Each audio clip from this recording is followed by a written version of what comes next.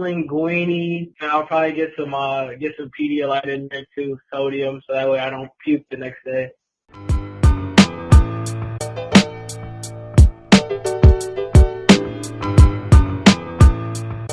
Same day situation. I'm going same thing, Pedialyte with the Jimmy John's BLT.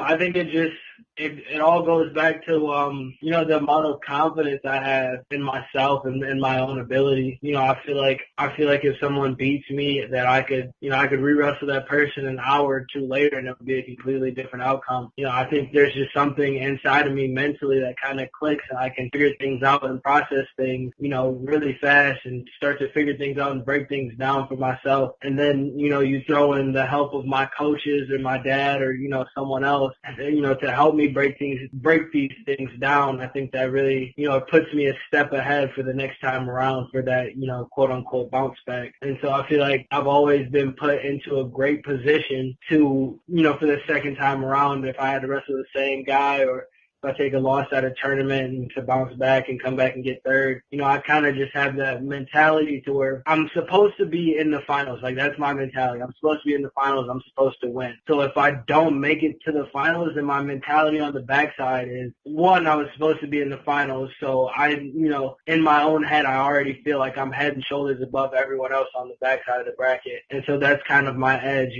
like, all right, well, this guy's not on my level. So I'm going to go out there. I'm going to take it to this guy. I'm going to try to put 10 points on the board as fast as I can, or if it's folk style, put 15 on the board and, get this guy off the mat. That's always been my mentality for, bouncing back.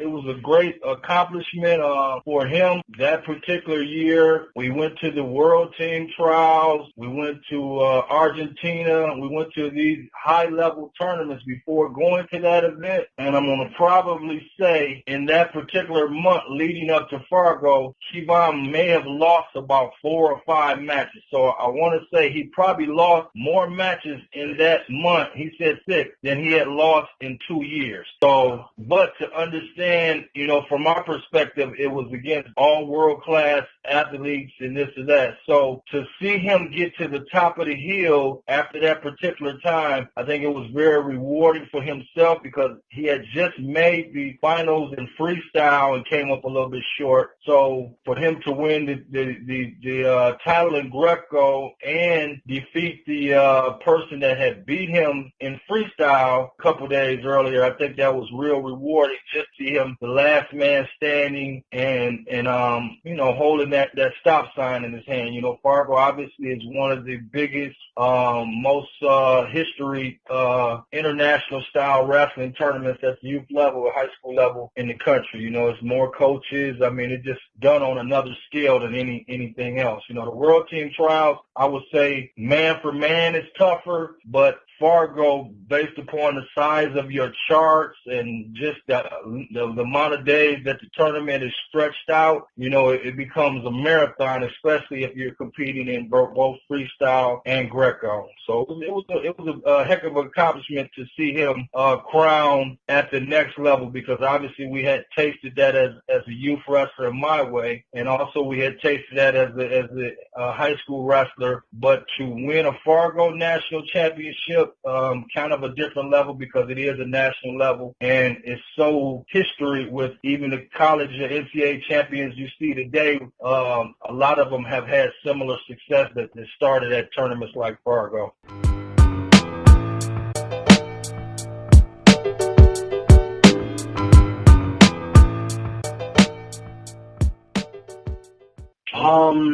I think night of we'll probably go out to eat somewhere nice. I'll get a nice big steak, couple root beer floats. Yeah, I'll get some ice cream, a steak, I'll do it up big, and then maybe I'll probably take off. Depending on how close the next competition is, if it's a month or two away, I'll take off probably about 2 weeks before I start to get back at it. I think the biggest thing in those situations for us is that ultimately we celebrate those tournaments, but at the end of the day, we still see the main objective, So for me, it's always on to the next one. So obviously I allow him time to exhale. We enjoy the moment, but I don't think there's that totally feeling of satisfaction, and it probably won't be until we're talking about an Olympic gold medal. So these things that we do, that he does, we're grateful for him. It's a blessing. But the way that he trains and the mentality, I almost want to say that it's expected. I think now when I take Kevon to a tournament between himself, his mom, and I, we expect him to win. So it's not like we're in awe of the win. We're grateful for the accomplishment, but again, the training and back to your earlier question about the how does he bounce back? I think the bounce back in some cases is based upon the preparation in between the fall and the comeback, so what was done. So I think the way that he's trained in between those defeats or in between those disappointments, there's sometime a newfound fuel or flame that burns a little bit hotter because, like he said, in those cases, mentally he feels that he's the best guy on the mat. So he goes back to the well and the lab and trains a little bit harder. And I think preparation between that situation and the next is something that he can really feel confident about re-entering into a situation, whether it's against another opponent or coming off of a loss and disappointment and going back into it. There's no opportunity to sit back and feel sorry for yourself. Let's get back at it, get back on the horse. Let's analyze why we felt you lose. Did you lose because of technique? Did you lose because of strength? Did you lose because mentally you wasn't prepared? So we analyze those things, and sometimes we come out of it as it's a combination. The last tournament at World Team, I had to really look at that situation, and in these losses or whatever, being that facilitator, manager, or whatever we want to describe my role is, I look at Kevon, but ultimately when you have a wrestler, or a child, or whatever that pretty much does what you ask him to do at a high level, then who can I really blame? So at the end of the day, if he loses, I analyze myself about why or how could I have put him in a better position, preparation or training wise, to succeed. And that is always my goal, is always to put him in the best situation to succeed, because I know if I take him there or put him there, he's going to give me 100% of what he has in that situation. So when we come up short, then I have to look at myself, look at the training situations, training partners, and analyze what could we have done a little bit better. And in some cases, you just have to look at it for what it was, what it is. There's nothing else we could have did with just some a mistake here or there or whatever. This is a sport that you train months for,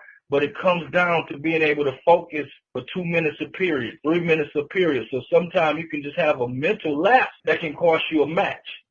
So sometimes you got to just analyze it, not overanalyze it, just look at it. Hey, I think he was very prepared like I did for the World Team Trials. He probably couldn't have been no better.